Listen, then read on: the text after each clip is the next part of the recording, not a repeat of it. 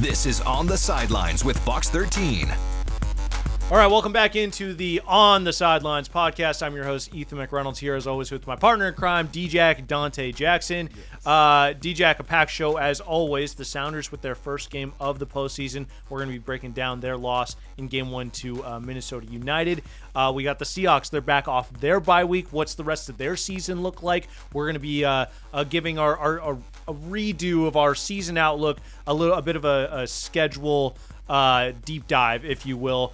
We got our picks updates, my favorite segment. That's coming up. And then we got a top 5 dead or alive from Dante for the first time in a minute, right down. So a little bit of a Mariners focus there. We back, baby. We're back. And we're talking a little bit of Kraken. Best start in franchise history for your Seattle Kraken. So we're going to be talking about them as well. Yes. But, D-Jack, we start with the Seattle Sounders. A tough result. Their first game of the postseason. It's a best-of-3 series against Minnesota United. Game 1 in Minnesota with the Sounders the 5 seed, Minnesota the higher seed. I thought it was an incredibly ugly game of soccer, and that is exactly what Minnesota tries to get you to do. They play a back line of 5, an extra defender back there. They're going to sit back. They're going to let you possess the ball. And then when they get possession, they're going to rush on the counter, play direct, long balls over the top, long balls into the box, great on set pieces. Minnesota had a couple of chances. They absolutely did. But I thought the Sounders had, in my opinion, the better chances. 2 from Danny Musovski, a great look from Christian Roldan as well. We have some highlights here to show you. But, I thought this might have been your best chance to beat them on the road, and you couldn't get it done. You end up losing in the penalty shootout.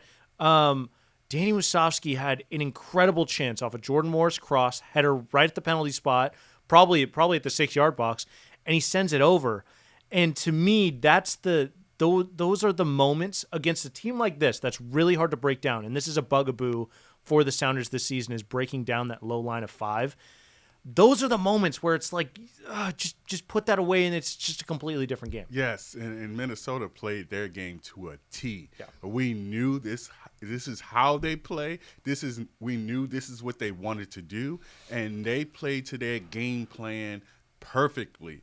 I know if you're the Sounders, you feel good about your chances taking it to PKs, but Minnesota packs it in. We know what they do, and they counter. And that's what happened all game long, and the Sounders, like you said, missed opportunities. Yeah, and, if you all things considered, going to a penalty shootout on the road in the playoffs, yes, as the road team, like, you're not expected to win that game on the road. The odds are stacked against you. Taking that to penalties, in the grand scheme, not a bad thing at all. It sucks given the context of how I wouldn't say dominant Minnesota's absorbing pressure on purpose, but the Sounders with 2.4 expected goals to just over 1 from Minnesota. To not be able to put them away in regulation, I feel like was a missed opportunity for the Sounders, especially since you withstood their waves of counterattacks. Yeah. You get to penalty kicks. Andrew Thomas, to me, has shown that he is a much better goalkeeper against penalties than Stephen Fry. Stephen Fry, over his career, to me, has shown that is not a strong part of his game. I believe you had a sub left. I would have loved to see Brian Schmetzer go to Andrew Thomas in that moment. I'm a little confused as to why he didn't, to be quite honest, specifically with the heroics that Thomas has shown in Open Cup last year, not only, saving multiple PKs and then going up and finishing, Louisville on his own with his own thunderous penalty kick. Yeah. But it just seems like that is a specific, strong part of Andrew's game, and you have that resource, so why not go and use it specifically in this format, the best of 3? You go straight to pens after 90 minutes. You don't have, that whole extra time period to worry about. Yes, well, I don't know if I agree with you, Ethan, on that because, Stephen Fry had been in all game. He's warm. You talking about bringing a player like Andrew Thomas in just for PKs. I don't know if I want a player that's been in, that's playing already to kind of take that over. So the fact to bring him off the bench just for those PKs cold like that, I don't know if I agree with bringing him in. But to your point, I'm going to take a deeper dive in that. I think he should have been in goal from the start. I have made no secret about how I think Andrew Thomas and Danny Musovski needs to be starting this game. Now, this team is trending downward, and it has been since the Leagues Cup, if you ask me, and it's two common denominators, Stephen Fry coming back and Jordan Morris coming back. This team is playing without energy, the same youthful energy that they showed in the Leagues Cup and even leading up to that and the few games behind. We start getting our veterans back. Now it's back to a listless team, to me, in my opinion. Those two players are the common denominators. I'm not blaming them. I'm not saying they're the reason why. All I'm doing is stating the obvious. We brought those two veteran players back. The energy is gone. The youthful exuberance is gone. The goals are gone. And now we're back to the old listless Sounders. I think you have a point with Jordan Morris and Danny Musovski in that competition. I don't think anything has to do with who's in goal when you're not scoring goals. That just does not coincide. I'm talking about the energy in itself. Sure. You know, let's think back to when Andrew Thomas stopped those goals in the Leagues Cup. I was watching on TV. I felt the energy. I have felt that energy that Andrew Thomas brought, and I think the Sounders were trending upward at that time. We start bringing people back from injury, Rusnak included, and all of a sudden, now we're trending downward, and the energy is just not there. Think about who you don't have now. You don't have Pedro de la Vega, who is your jolt of energy. You don't have Ryan Kent, who is probably your best, most electric winger as far as breaking down guys one-on-one. Those are two significant pieces, and yeah, you were able to withstand it. You know, the Kent injury at least, while Danny Musovski was on fire. He had also sort of been trending downwards, you know, towards that league. He didn't even play in the Leagues Cup final because he was suspended. Right. So Osaze starts over him. He gets the goal. You know, Danny Musovski had his opportunities in this game. Yes. I mean, he came on. He was in position to score goals. Yes. He had two incredible chances. One of them, a great save by St. Clair, Minnesota's goalkeeper. And he was great, by the way. Let's not take anything away from him. He stood on his head. See, that's a guy in that penalty shootout. You see him doing the mind games, and then he saves the Alex Roldan penalty, stuff like that. Like, that's sort of the intangible stuff that Stephen Fry hasn't exactly shown me in net for PK shootouts. I don't fault Schmetzer for starting him over Andrew Thomas as the leader, as the veteran captain of this squad. Danny Musovski, back to what we were talking about, Danny Musovski had opportunities to put the ball in the back of the net. He had the best opportunity of the game, that header at the 6-yard box that he put over. Yes. Man, I mean, I think that you got to score that one. Like you got to put it on frame. I think that actually proves my point, Ethan. And my point being, if he starts the game, you have more of those opportunities. But who presented him with the opportunity? It was Jordan Morris, and it's not like Jordan Morris was doing nothing the entire game. He had some great opportunities in the first half as well, stretching that back line of 5. So I like Jordan Morris. Trust me, I understand he's a great player, but I was watching him all match. I just don't like his energy. He tippy-toeing out there. He's playing soft, if you ask me. He's being a striker. I think Danny Musovski plays a more complete game where he's coming back, digging back, and helping the defense and things like that. He just has more energy. Just in my opinion, in my unprofessional eye, just as a fan. And I go by the eye test. And it's just the explosiveness for Jordan Morris is just not there. It wasn't there last game, if you ask me. Well, at the end of the day, I think, I don't know, tell me if you're in agreement. I think the Sounders are by far the better team on paper than Minnesota. Yes. But for some reason, they're 0-3 this year against Minnesota. Yes. So, they need to prove it on the field. They need to prove that they are rightfully, justifiably so the better team, because this roster is better than what Minnesota has. And, they're coming back home, backs against the wall. This must win as it gets. Season on the line right here. But then you have the challenge of going on the road against a Minnesota team that you haven't beat all year to extend your season. Well, you know what they say. They say styles make fights. And Yeah. I think the style of Minnesota just is a thorn in the Sounders' side. The way they play, the way they pack it in, it frustrates the Sounders. And sometimes a team just has your number regardless of what's on paper or what the players, whether you have the better team or not. Sometimes those matchups just don't work out for you. Yeah, well, the big key for me in this game, too, Sounders need to score first. Yes. They need to get the first goal. You need to make Minnesota chase the game, get out of their shell a little bit.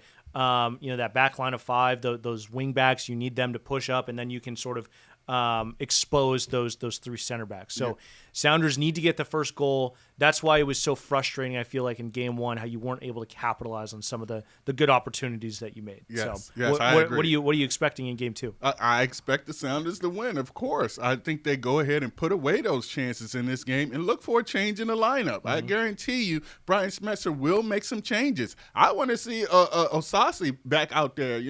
I want to see him in there. If I want to see some of these younger players that were trending upward that helped you go on a historic run. I want to see that energy in this game from the start. And then if you have to bring in a veteran off the bench later in the game, sub them. But I want you to start with that fire, that youthful exuberance, and that energy. And that's something I did not see in the last game against Minnesota. Let's go ahead and move on to the Seattle Seahawks. They are finally back from the bye, a long off week. It was sort of a bummer not watching this team play because they are very entertaining to watch. But it's a big week. Sunday Night Football, second straight primetime game. Jaden Daniels, not sure on his injury status with the Washington Commanders. That's going to be pretty big. He missed this previous week against the Chiefs. And the Seahawks getting a lot of reinforcements back. Julian Love, Devon Witherspoon, Derek Hall, all expected to be back. What are you looking for in this one, DJ? Well, first and foremost, I like the way that this team, the Seahawks organization, has handled these injuries. Yeah. They sustained, two great players in Witherspoon and Love, and Derek Hall was a good, a significant contributor to this defense. So you lost those three players and you waited and you still won. You waited, you gave them a week, you gave them the bye week. Hopefully they come back because I think Spoon has a hamstring, Love has a hamstring. Those things seem to linger in players. So first of all, kudos to the organization for, not taking the bait and bringing them back too early. So I give them that. What am I looking forward to? I expect them to go to Washington. Is it in Washington? It is in Washington. Go to Washington and boat race the Redskins. This is not a good team if you ask me, and they haven't been a good team all season, even with Jaden Daniels. And I'm going to just tell you what I told a couple of people when I talk about the Redskins. I think, we didn't know who Jaden Daniels was last year. As they say in the business, we didn't have him on tape. Now they have time to look at the tape. I don't think he's that guy that you think he is. Even if he is healthy, he has legs, so he can definitely get out of trouble and hurt you. But other than that, I'm not scared of not one person on the Redskins team. I think the Seahawks are the better team and go in and handle them. Yeah, well, just on the stat sheet so far this season, and I know they've dealt with a lot of injuries. Jaden Daniels has missed multiple games. Terry McLaurin sitting on the bench of my fantasy teams, been missing a bunch of games, and he just re-injured his quad against the Chiefs as well. So who knows if he's going to play? But on paper, the stats are not very kind to the Commanders. Just looking on the defensive side of the ball, I don't want to look at the offensive numbers because they haven't been full strength. Yeah, I don't think that tells the whole story. But let's look at the defense. They've allowed the 6th most yards per game in the NFL. They have the 26th ranked passing defense. They have the 22nd ranked rushing defense, and they're allowing 25 points per game. But the one thing they do well, they get after the quarterback. 22 sacks so far this year. That is tied for 8th in the entire league. But the one thing the Seahawks have done really well this year, among many on the offensive side of the ball, is keeping Sam Darnold upright. They've been really good on pass protection, not as good in the run blocking, but incredibly good in the pass protection. That could be a big key for the Hawks in this one. Yes, and I hope that the Seahawks get that run game going in this game. We say it every week. Hopefully the run game show up. Hopefully the run game. Maybe this is the game where Ken Walker gets off, where Zach Charbonnet shows up. I would love to see the offensive line, establish their dominance and the run game get going. That's something I want to see from the Hawks. As far as the Redskins defense, they have an old Seahawk, Bobby Wagner, in the middle, and all I saw him doing last week was trailing the play. I don't know what season is this. His 15th season, great, Hall of Famer, ring of honor in the Seahawks. But right now, and we're gonna talk about it later. But my star watch, I sent it in early, AJ Barner, because those tight ends, they are horrible against the tight ends. And why is that linebacker position for the Redskins? Hey, Bobby, you're a great former Seahawk, but we're gonna go at you this week. It's funny. The two guys that are leading the league in tackles, two former Seahawks, Jordan Brooks with the Dolphins and Bobby Wagner with the Commanders. But sometimes it's funny, those tackle numbers are pretty deceiving because you want your defensive line to be stuffing runs to the line of scrimmage, not your linebackers to be getting tackles at the second level. Sometimes numbers do lie. Exactly. Yeah. So I like the Star Watch pick with AJ Barner. I'm going with Devon Witherspoon. Man, he has been itching. He's been itching to come back. Mike McDonald pretty much rested him against the Texans. I mean, I feel like if it was later in the season, he probably would have been able to go. He logged a couple of full practices throughout the week. I thought you reported he was going to go. He was out there. It looked like there was. Was you there? I was there. Yeah, it looked like he was ready to go. My pregame report was that he had practiced all week, every single day, and there was some optimism that he was going to go. Mike McDonald sort of teased us a little bit and decided against it, but it makes sense. I like that, though. It makes sense, right? Yeah. You have the bye, give him an extra week. Hamstring injuries are tough. He came back for a game, and then now he's missed the last 3. Same with Julian Love, right? Yes. So you want them for the long haul. We don't need him, necessarily week 9 against the Texans or whatever. We want them week 18 for the Niners and into the postseason. I agree. I like the longevity move, to your point, of how they're handling these injuries. I like Devon Witherspoon to pop off. He's that spark plug. He's that energy. And I think not being able to play the past, however many games he's missed, 6 games now or something like that. I think he's itching and ready to go. Yes, he's itching ready to go because you want to be a part of something special. I mean, just think about this defense right now. They're top 10 in the NFL, and they're trending upward. And you see the rookie, Nick Emmanwori, shining bright, look like he might be a good one. And he's basically playing that Devon Witherspoon kind of slot position, that do-it-all position. And you know what? This is something I cried about and I've been screaming about since they drafted Devon Witherspoon. I thought they used him too much in too many different roles. I want him to be a shutdown corner. Maybe this will give him a chance to concentrate on being that cornerback and just shut down that side of the field. Well, people say, well, he has these talents. Why not use him? Well, he's slight. He hasn't. I don't think he's maybe played one full season. He's missed a game almost in every season of his career. If you ask me, if my facts are correct, he's missed a game or two every season of his career. I don't want to see him taking on running backs and all that. He was drafted too high to be doing all that. Put him on an island and let him shut down a part of the field. Let him concentrate on being a cornerback. That's just my opinion. I think there's different styles of cornerbacks. I think you're taking away a lot of his value on why he was taken so high if you take away his ability to blitz the quarterback. And that's one of his big strengths as a corner. And the biggest strength of Mike McDonald's defense is disguise and coverages. If you have Devon Witherspoon inside, that's a blitz threat that the quarterback has to pick up. That's also a coverage threat that he has to pick up. It's all about confusion and manipulating what the offense is going to do versus vice versa. So I love he does both. I mean, I think you can dial up. I saw a corner blitz actually in the last game they played where the actual corners, both of them went and they dropped the defensive lineman. So you can dial up. I'm not saying stop them from blitzing the quarterback. I'm just saying stop him from playing less. I mean, I want him to play less inside. But then you don't have the risk of him blitzing. I mean, like, if he's going to blitz, he's going to be inside the box. So if every time he's blitzing, he's inside the box, that's a dead giveaway. He needs to be able to play inside and then go out and cover if you're going to have that threat. You know what I mean? Like, it needs to be an unknown of what's going on when he's inside the box. All right. So, and he's a damn good tackler. That's part of his game. He's electric. He's in my opinion, he's one of the better defensive players. He has the ability. I mean, I'm not questioning his ability. It's the durability that I'm questioning. Sure. I want him, like we talked about, I want him for 18. I want him in week 18 or week 17 or wherever. I don't want him missing 3 games here with a nagging injury, come back for 2 and then miss another one because you're overusing him. And now that you have a Nick Emanwori who's lights out, who's doing that job, that same job, he's bigger, he's faster. I'm not saying he's better, but he's playing well in that position. That lets you drop back to your natural position, and now you can hone in on that and help the team that way.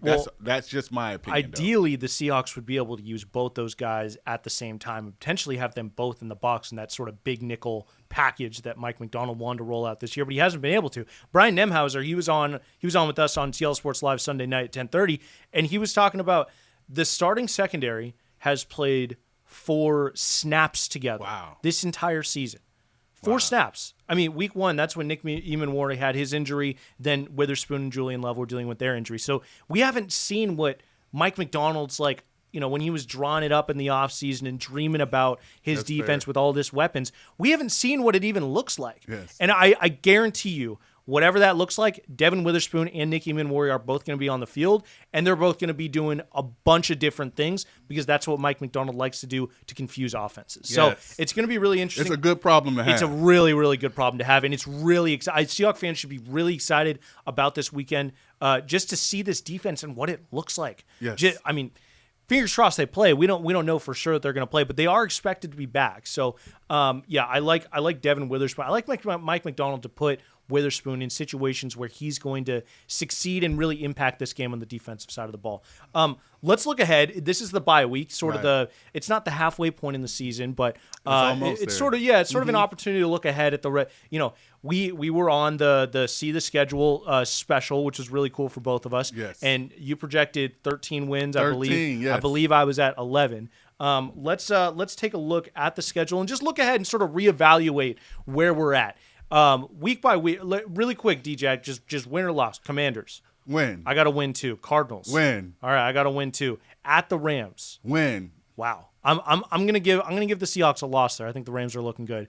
At the Titans. Win. I got to win there too. Versus the Vikings. Win. Okay. Holy man, DJ. Hey, listen. Win every game. At the Falcons. Win. Okay. I got that as a win too. Versus the Colts. I might go with an L there. Whoa. D-Jack. Jonathan Taylor is looking like the MVP. Yeah, of the league I got right that now. as a loss. The Colts are looking really good. That run game, and then you got Indiana Jones. They're looking great. I'm buyers of the Colts right now. I still think the Seahawks play a tough, close game, but I'm gonna give that one to the Colts. Yeah, I'll give that one to the Colts too. Versus the Rams. I think that's the loss right there because I think by then is not much to play for. I think the Seahawks will be in the driver's seat of the NFC West right there. They drop one right there. Wow. Okay. At the Panthers. Win. Okay. I got to win that too. We got to get our lick back on the 49ers. Okay. We have to. So that's 2 losses that you just had in 7. No, sorry. Yes. So 10 games left. So we split the difference.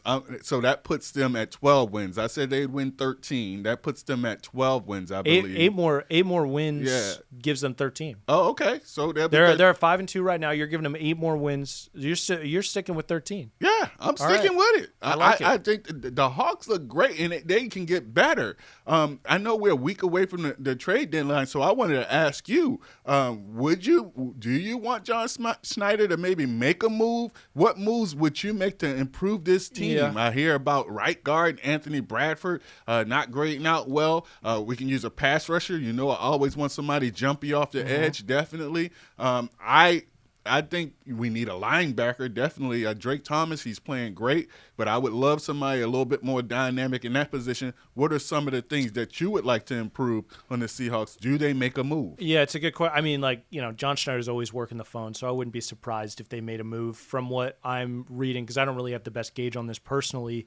It might be something small, like a veteran guard, like you were mentioning. I think Anthony Bradford's definitely the weakness on this offensive line. They just ruled Christian Haynes as a return to practice guy off of IR. So does he figure in things? It seemed like he had sort of lost that battle in training camp, which is definitely a red flag considering Anthony Bradford isn't the strongest of competitor or, competition at that spot, and Christian Haynes wasn't able to beat him out. So he doesn't have an extra year in the league, but, I sort of wanted to see more from a third-round pick in Christian Haynes. So, yeah, I think that guard spot, getting a little bit more depth there. I like what I've seen from Drake Thomas, and you've got a guy in Tyrese Knight behind him who is capable. So I don't know if that's necessarily a move that you need to make. But isn't that a red flag that Tyrese Knight was the starter totally, and Drake Thomas was on this roster? But it's not like Drake Thomas hasn't done anything to earn the role. He's been really good when he's played. I've really liked what I've seen from him. No, he's been making plays all over. the He's field. all over the field. I think that's a hat tip to Drake Thomas more so than an indictment on Tyrese Knight and what we can see from him in the future. And remember, he dealt with some vague medical issue during training camp, so that definitely threw off his offseason. Yeah, maybe there's something there. Either way, it got him out of his rhythm, which is really unfortunate for a young player learning what it takes to be a consistent starter in this league. That can be impactful. So I don't know. Maybe he comes back and he wins the job back next year. But as far as trade candidates, I would also love to see somebody off the edge. I think before the Derek Hall injury, we didn't really see too much from him. Boye Mafe, not a lot in the sack department so far. I think he's been great in the run game, but as far as rushing the quarterback, Nwosu's been incredible. I'm looking at the edge guy. DeMarcus Lawrence is more of a defensive end, right? Leonard Williams, Byron Murphy. That's where you're getting your pass rush, and Jaron Reed as well. So you're not really getting as much from the edge guys except for Nwosu, who we know is injury prone. Yes. So I wouldn't mind adding another guy there. Right. Yeah. Right. No, I agree. I definitely want somebody more established and jumpy off the edge for sure. And you can go from a great defense to a dominant defense, and we know defense wins championships. Yep. As evidenced in 2013 when LOB won that championship. So if you want to remake that or turn back the hands of time, then you need to build this defense into a dominant defense, and it starts with the pass rush. I'm excited about the interior line and the defensive line. Reed, Williams, Murphy, but the edge has been disappointing. And like you said, I don't know if we can count on Nwosu. He's been great. He's been rounded into shape. You can see him getting his form back, and you know why they hung on to him and kept him around, because he's dynamic. But you need bookends. You need somebody on that other side of the line so y'all can meet at the quarterback, and this team will be a great defense. Yeah, for me, Nwosu coming back, that was sort of the cherry on top. It's like you just didn't really expect it, but you're getting production out of it. So yeah, you're right. I agree with you. You can't rely on it. So we'll see if John Schneider has any tricks up his sleeve as the trade deadline approaches. Yeah, he just made a move. Velus Jones from I think the Saints. He's probably going to be a special teamer. So you're wondering what's going on there. Is George Halani not explosive enough? What about Tariq Young? I mean, so it's kind of a peculiar move because you do have young players on the roster that they had back there. So I want to see what he does. Absolutely. Let's go to our picks really quick. My favorite segment of the week. Money line. Money line McReynolds. I am up in first place at 18-6, 2-1 on the week. Right. DJ, good week for you. Also at 2-1. You're at 12-11-1. Yes. Just a half game behind both Austin and Will. Will Ortner with the low score of the week, going 1-2. Austin at 2-1. They're both tied at 13-11. Let's go to our picks for the week. DJ, do you want to lead us off? Do you have your pick? I have them written down for you.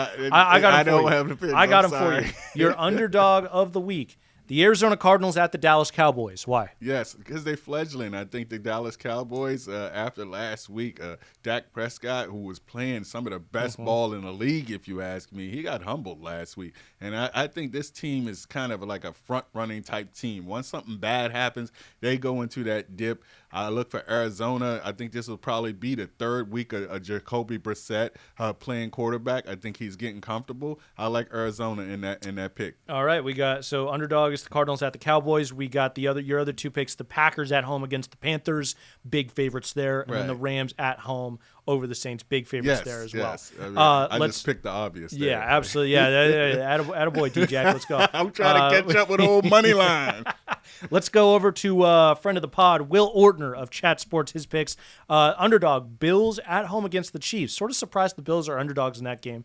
Will's going that direction. We got the Colts at the Steelers, and then the Packers against the Panthers in line with D-Jack. Austin also has the Packers at home against the Panthers, also has the Rams at home against the Saints, but his underdog, the Steelers at home against the Colts, going against one of Will Ortner's picks. My picks for the week, underdog, we got the New York Football Giants, led by Jackson Dart, at home against the San Francisco 49ers. Okay. Wouldn't that be pretty cool? Yeah. I think the Niners have just been sort of skating by a little bit. Man. Jackson Dart's pretty dynamic. I hate to say it, and I'm going to get a lot of hate from this. The San Francisco 49ers are amazing right now. I am so impressed. I mean, I watched that game last week. You can't admit that openly, D-Jack. Hey, I'm going to just keep it real on this podcast. No, I respect it. I respect it. Man, a person went down every snap of that game. I watched that game, and they competed their butts off. I mean, this team just competes, and they lose players almost every game. I was so impressed. I hate to say it. I still think the Seahawks kicked their butt, but hey, hats off to San Francisco. Yeah, I mean, you got to respect it, but it was pretty awesome to see them drop that game to the Texans. I watched the whole thing. Now, the Seahawks are now tied at the top of the division just with the Rams now. So pretty awesome stuff there. Bye week, and they take first place. Here we go. I'm sitting ready to at go. home. Well, the Rams got the Saints, so Rams got the Saints. I can't see them. I actually picked them as well, so I got the Rams over the Saints. I think the Seahawks will be still in a tie at the top of the NFC West at the end of the week. My other pick, the Lions at home over the Vikings, led by J.J. McCarthy. Yes. So I'm not a J.J. McCarthy believer. I don't think he's got it. I think he loves the game, and I think that's very evident in his passion. I just don't think he can lead an offense like that. So he's got the intangibles, but you need the tangibles too, right? I agree. Yeah. So I agree. All right. D-Jack, we got 10 minutes for your top 5 dead or alive. Oh, yeah. All right. So, Mariners edition, right? Hey, what do we got? So, listen, last week we talked about it, right? What stage? A lot of sadness. You asked me, what stages of grief what stage of grief was I at? And I was a distraction. I had on my Kraken jersey. I was like, go Kraken. I was trying to distract myself. So I immersed myself in those other sports in the Seattle scene, right? But so this week, I'm in reflection. All right. I'm in reflection, Ethan. This Mariners team brought us a lot of great moments during this postseason run. I will admit that. A lot of feel-good moments. So I wanted to go ahead and accentuate that with our top 5 dead or alive top postseason moments from the Mariners, all right? We're going to start with 5, all right? Julio Rodriguez, he drives in fellow All-Star Cal Raleigh with the double to take the lead in Game 2, end up being the game winner in the ALCS. Julio Rodriguez gets that double, all right? That's number 5. We're going to go to 4. Bryce Miller, Game 1, his pitching performance in the ALCS against the Toronto Blue Jays. 6 innings he went, 1 earned run allowed. He got the win. We thought it was a throwaway game because they had just played that 15-inning marathon game. We like, oh, Bryce Miller, we ain't expecting much. He went and dazzled, pitched a gem.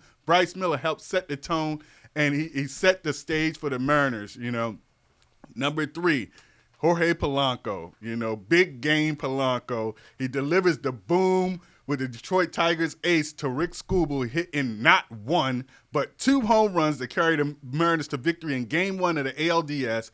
In Game 2 of the ALDS, Detroit Tigers, he hit 2 home runs and gave the Mariners a needing win. All right, here we go. That was Game 2. The 2 homers off of Skubal. Right. Game 2. I'm sorry. Game 2. I'm sorry. Yeah. Yes. Yeah. But what a performance. That was Jorge Polanco. Absolutely. All right. Number 2. Eugenio Suarez, the go-ahead grand slam in Game 5. We just knew that was the start of something right there when he hit that grand slam. The vibes, man, I still get the feeling right there. That was just a great Mariners moment right there when Suarez hit that go-ahead grand slam in Game 5 of the ALCS. And the top 5, dead or alive, number 1 postseason moment. This is D-Jack's list, all right? The walk-off win in Game 5 of the ALDS versus the Detroit Tigers. Game 5. He stretched into 15 innings. Here come Jorge Polanco with a single, RBI single to drive in that winning run into the right field. That was the number 1 moment, postseason moment of the Mariners, in my opinion. Top 5, dead or alive. Man, I'm sad they're not still playing. Well, DJ, I'm really happy that you put that list together because there was a lot of sadness and negative emotions after that Game 7 loss. Yes. But I think it's important to also remember and fully appreciate all of the incredible moments that the Mariners brought us throughout this season. The farthest they have ever gotten in the postseason, ever in franchise history. Some incredible moments, and specifically, I love your number 1 pick with Jorge Polanco, but at number 2, that Geno grand slam, I had completely forgotten that had happened. Right. I had completely forgotten. It was Game 5 of the ALCS. Yes. It was looking so dire. You were about to drop your 3rd straight at home to the Blue Jays and then have to go back and win 2 straight in Toronto. Geno's grand slam, that was like one of the more euphoric moments I've ever felt as a Mariners fan in my entire life. So I love that you brought that back up to the surface. At that moment, it gave us hope. Yes, because we had kind of we had PTSD. It was dicey. This team they had just dropped 2, and we were fighting for our lives. And he hits the grand slam to win that final game at home before you went on the road. It gave us that hope. Later on we would be crushed, but at that time, that was one of the most iconic moments in Seattle sports history. Yep. Hitting that grand slam. Now, that doesn't mean as much now that they lost in hindsight, but at that time, that was a memorable moment. Well, that's a great point, and I think we shouldn't forget about it. I think it'll be easily lost in history. I think, Dan Wilson not going to Andres Munoz in Game 7, that's going to be sort of what the moment that's remembered for Mariners fans throughout this postseason run.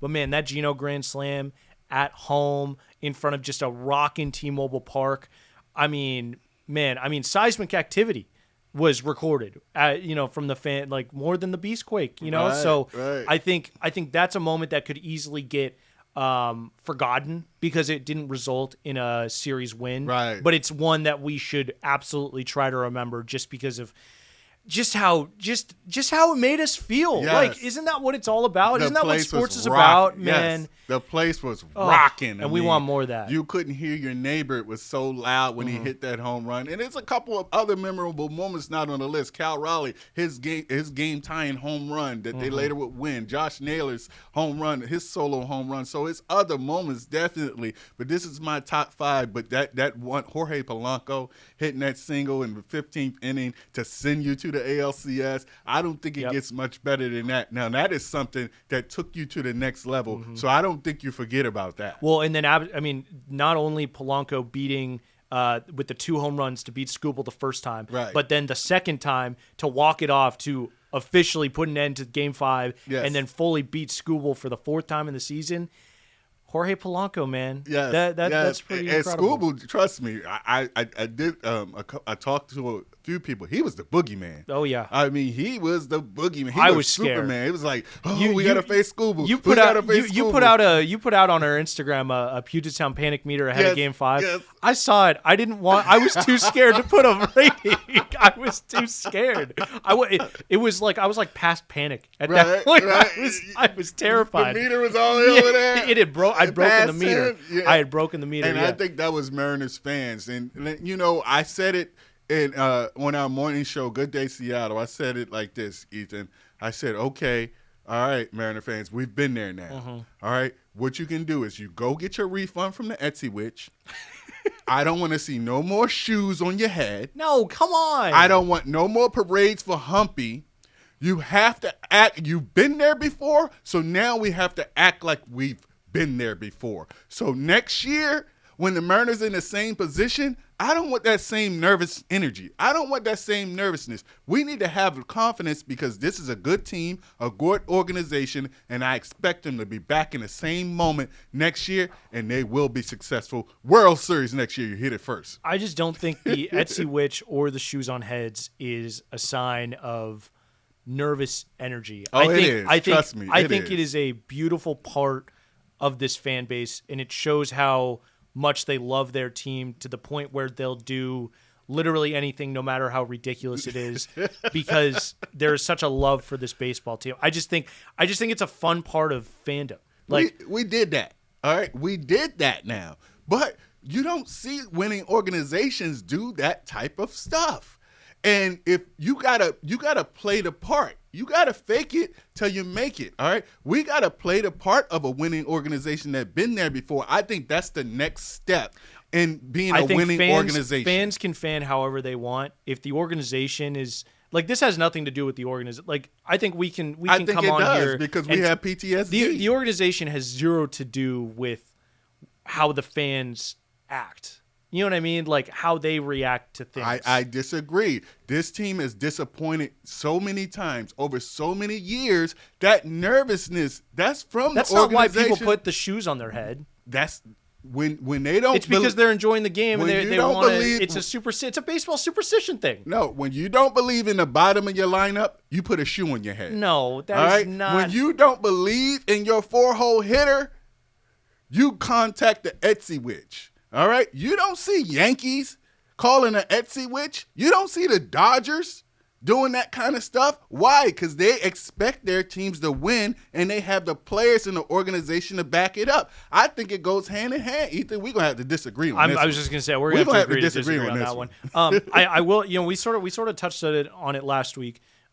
This my head and my heart are in two different places with the Mariners team as I look ahead.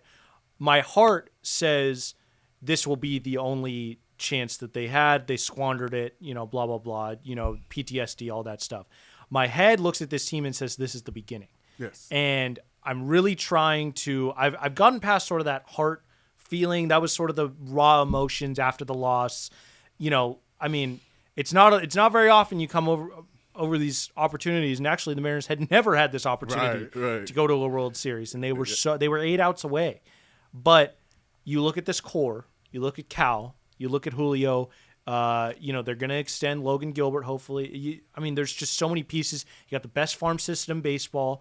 It feels like the beginning, right? Yes, I believe so. This feeling is different than any other Mariners team. Even the 116-win team, that was full of veterans. It was put together like we have young players. You have the pitching in place, which is most important. Although the pitching, I would say, was the most disappointing this postseason, actually, even more so than the bats. But you have the pitching in place. You bring them back. You have your core players. You have your stars. So I have a different feel. And now it seems like the organization on board, in evidence to the full-page ad put out by the owner of the Mariners, thanking the fans. He's never done anything like that. And now that they have that small taste, that Game 7 taste, they were right there on the cusp of winning the world or going to the very first World Series. I think something has clicked in this organization, or at least I hope something has clicked in this organization where they see the way this city was on fire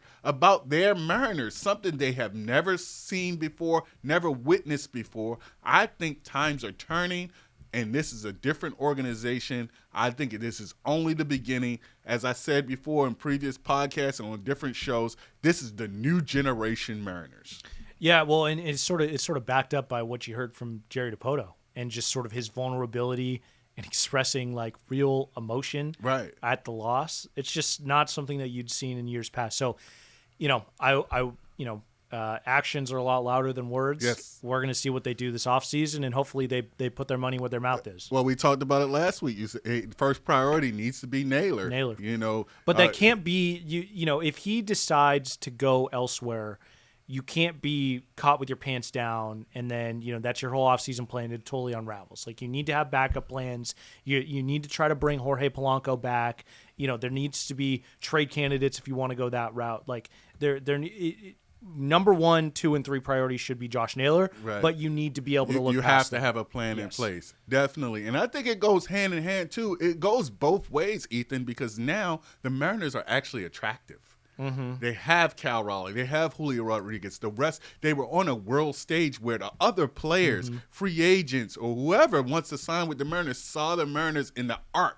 Everybody see the trending upward.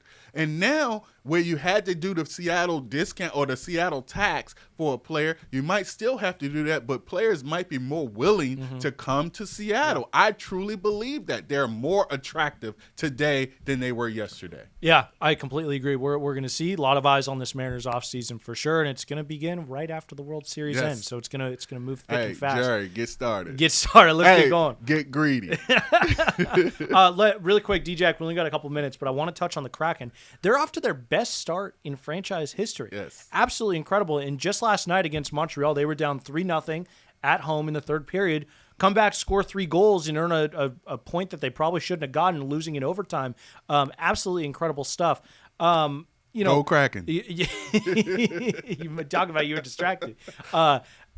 Best start in franchise history. It looks like under Lane Lambert, more of a defensive coach, right? And you're seeing it. You're seeing the coaching impact. They're more organized on the defensive side of the ball, the puck, more structured as well.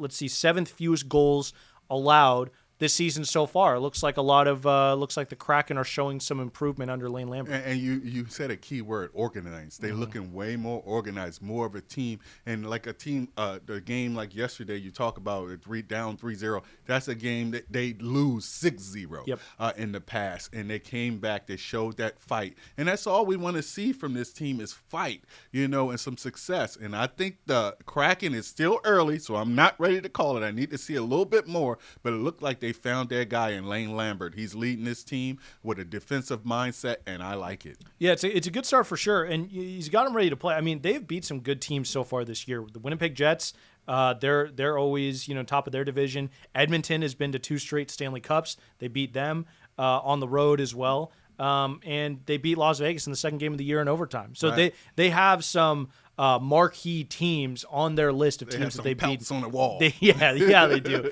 They're Kraken going hunting so far this season. I will say, looking at the underlying numbers, the expected goals, all that stuff on Money Puck, not great. It seems like they're benefiting a little bit from some luck and some good goalkeeping play from Joey Decord. Right. They need to be better on the offensive side of the puck. They're one of the worst 5-on-5 teams. They're not very good on the power play either. They're great on the kill, which goes to their defensive side of the puck acumen. They need to do the other things better as well, and that'll come when they get more players back from injury. Right, so. and this team needs to improve, no doubt about that. But I think that's actually the sign of a good team when you can pull out wins when you don't have your best foot forward, and when you don't have those great stats and all that, but you're still winning, which is ultimately what you play the game to do, and that's to win. So as long as you're getting the results of the wins, I think you improve those things definitely, and you work throughout the season to get better. But right now they're pulling out the wins when they're not even expected. That's the sign of a good team. Yeah, well, the playoff odds to start the season on Money Puck were very slim, like less than 10%. They're up to like 40% now. So, that's some legitimate improvement there. It's pretty fun to look at the standings right now. If you haven't, I would recommend it. Anybody listening, Seattle Kraken sitting in second place in the Pacific Division. Yes, Lord. I know we're only 10 games in, but you got to take the wins when they come, right? I'll take and hopefully it's only up from here for the yes, Seattle Kraken. I believe so. I think this is a playoff squad. All right. Just call me Homer Simpson, man, because every Seattle team, Dante Homer Simpson Jackson. Hey, let's call me Homer because every it's not D-Jack, it's H Simp. Yeah, every Seattle team championship. All right, with that's going to do it for this episode of the On the Sidelines podcast. Instagram, right? I have one last thing. Yeah. Welcome to Sonia Rahman. Used to be assistant coach with New York Liberty and the Memphis Grizzlies. She's been tabbed as the new head coach of the Seattle Storm. Sonia, you're welcome here in Seattle. You got a seat right here on the sideline. Yep. Anytime you want to talk to Ethan and I, you have an open invitation. Welcome. Absolutely, and ahead of the biggest offseason in Storm franchise history. Hey, hopefully she can put a little birdie in the air, Brianna Stewart, maybe get her to come back. She's a free agent. Liberty got some good player. Maybe she come home. Come on home, Brianna. That's going to do it for this episode. For D-Jack, Dante Jackson, I'm Ethan McReynolds. See you next time on The Sidelines. Let's go! On the Sidelines is available wherever you get your podcast.